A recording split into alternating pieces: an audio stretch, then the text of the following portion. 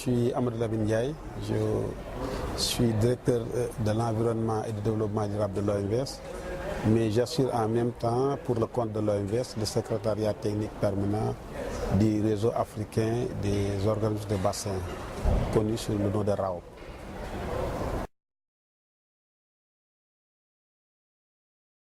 La mission du RAOP, c'est d'appuyer les bassins africains qui sont nombreux, mais aussi de favoriser la création de nouveaux organismes de bassins au niveau du continent africain. Pour les bassins existants, le réseau créé il y a un peu plus d'une décennie avait pour objectif de partager les expériences entre les bassins. Quand on dit partage, c'est à la fois les expériences réussies que les difficultés dans la gestion des bassins versants. Et certains qui ont cheminé longtemps, qui ont réussi certaines activités, peuvent par la même occasion partager ces succès avec d'autres. Les bassins aussi qui ont du mal à décoller peuvent profiter de l'expérience des autres pour pouvoir s'améliorer. Le réseau aussi, donc, à travers cette expérience, nous partageons des informations, nous partageons de bonnes pratiques et nous suscitons également la création de bassins versants là où un cours d'eau transfrontalier existe, ou un cours national même, et où les acteurs ne sont pas organisés pour mettre en place une agence de bassin. Ça également, c'est le rôle du réseau africain des organismes de bassin, qui, depuis sa création, a mis en place plusieurs programmes dont tous ont cet objectif qui a été précité. Et parmi ces programmes, permettez-moi d'en citer deux. Le premier, c'est le programme qui a été mis en place avec l'appui de la Facilité africaine de l'eau et le soutien de l'Union européenne pour mettre en place un portail donc, qui est une plateforme d'échange d'informations, surtout de métadonnées entre les bassins versants africains. Depuis quelques années, nous sommes en train d'exécuter, avec l'appui de l'Union européenne, un projet de renforcement des capacités des bassins versants africains, connu sous le nom de projet CITOA, qui, à travers beaucoup d'études, beaucoup de renforcement de capacités, appuie les bassins en termes de renforcement de l'information, de collecte de l'information, mais également en termes de mise en place d'études innovantes pour l'avenir des bassins versants africains.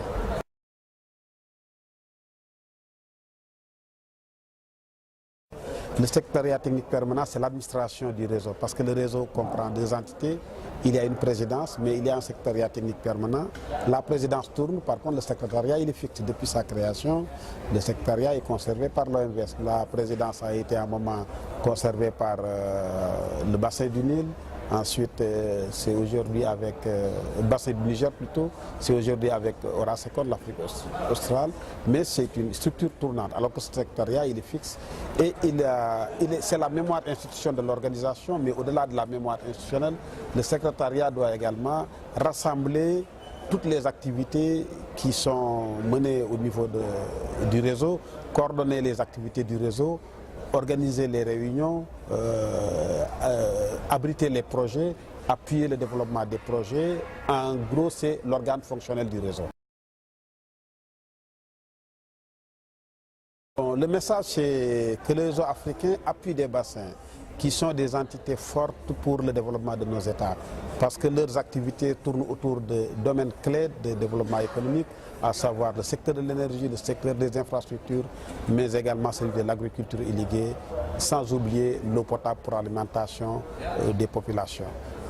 C'est dire que donc appuyer les bassins, c'est appuyer les pays africains dans le travail, appuyer les pays dans tout le programme pour l'émergence et pour la lutte contre la pauvreté. Un message à tous ceux qui sont dans ces bassins de comprendre que l'Afrique constitue une seule entité et que le développement de ce continent est l'affaire de tous et doit se faire de façon solidaire. C'est donc un message de solidarité entre les bassins et entre ceux qui vivent dans ces espaces qui sont importants et très anciens aussi, parce que si l'on prend le fleuve Nil et d'autres cours d'eau, ce sont aussi des vecteurs de civilisation très anciennes dans le continent africain.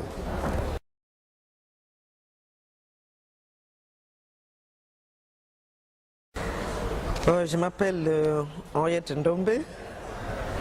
Je suis le chef de projet de renforcement des capacités du réseau africain des organismes des bassins. Je suis basé à Dakar.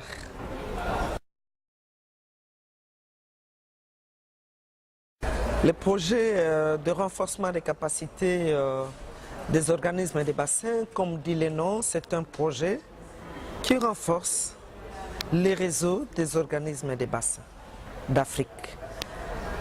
En Afrique, il y a beaucoup de ressources en eau, comme nous le savons. Autour de 64% des ressources en eau de surface que nous avons.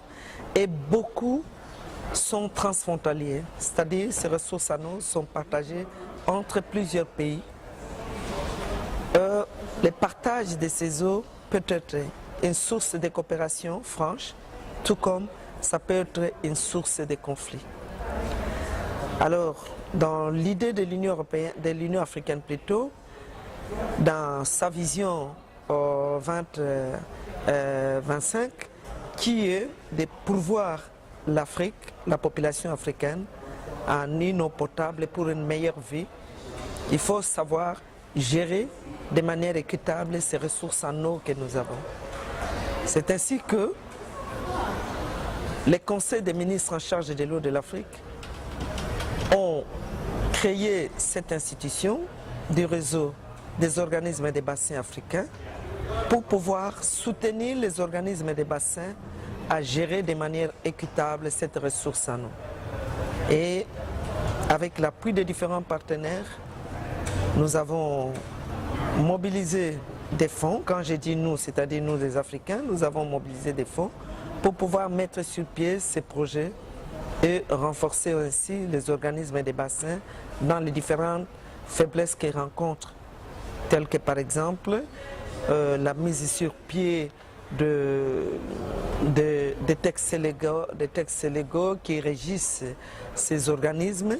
Il faut que chaque pays puisse trouver un intérêt dans ce qu'ils font ensemble, de manière à ce que nous ayons autour de ces organismes et des bassins qu'ils deviennent des centres de développement économique, socio-économique et promouvoir la ressource en eau d'Afrique et par là l'Afrique tout entière.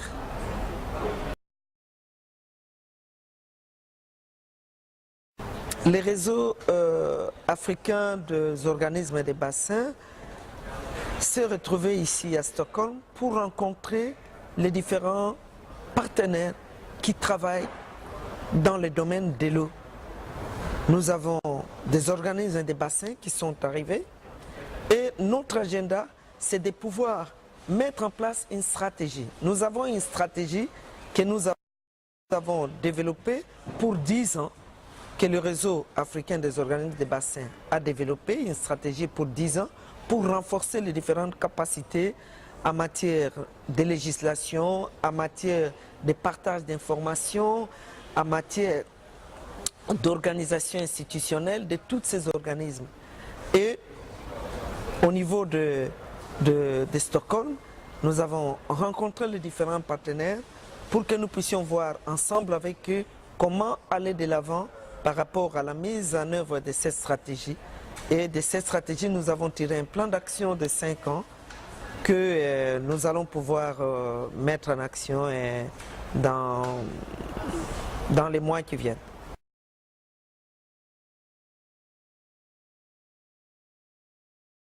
L'union fait la force. Lorsqu'on est ensemble, on peut mobiliser plus de ressources, que ce soit les ressources financières extérieures, que ce soit les ressources en termes humains, mobiliser beaucoup de parties prenantes dans la gestion de la ressource en eau. Vous savez, dans les organismes de bassins, il y en a qui sont vieilles, il y en a qui sont jeunes, il y en a qui sont montantes, il y en a qui... Les problèmes sont de différentes ordres. En étant ensemble, en partageant les différentes expériences qu'on a, en partageant les meilleures pratiques, cela permettrait à chacun de ces organismes de pouvoir se renforcer pour une meilleure coopération entre les différents pays de la région africaine qui se partagent la ressource en eau.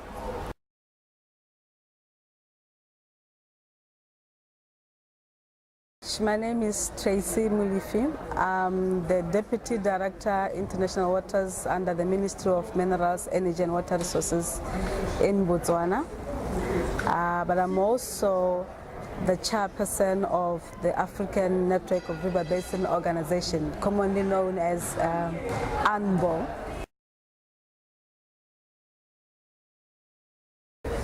ANBO is a network of river basin organizations, including lakes, in Africa. It was established to answer the need for coordination and strengthening of cooperation among basin organizations in Africa.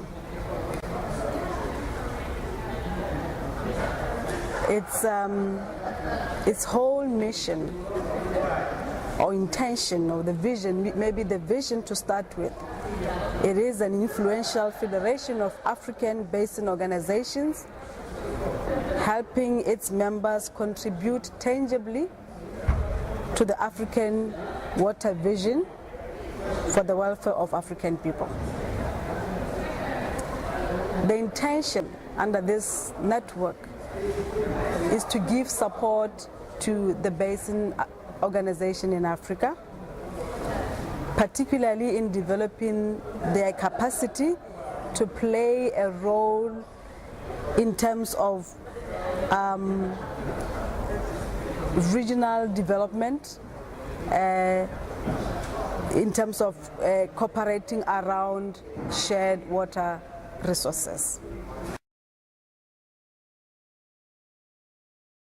It is important for basin organization in Africa to be part of ANBO because it provides an opportunity for Africa to showcase the status quo of cooperation in transboundary water resources. Through the network, we'll be able to hear and see and exchange views among the various basin organizations, being Central, Southern, or North Africa. Because it's important to note that we are different in terms of economic, social, environmental, and political development. Therefore, the basin organization in each part of Africa, according to the regional economic centers, is different. So by being part of ANBO, we are finding a collective mechanism where we can share such lessons learned, share experiences, and most importantly, help each other in establishing where maybe there are no river basin organizations or there is no dialogue towards cooperation, which is very key in terms of managing the shared water resources. So I would encourage basin organizations or countries that are sharing a water resource that has not yet maybe developed or come together collectively to be part of ANBO, and so that we are able to assist them in getting themselves organized towards that. And those that have established, they still need to be strengthened, to be helped to how to move forward in implementing whatever the objectives would be, because they are different from basin to basin.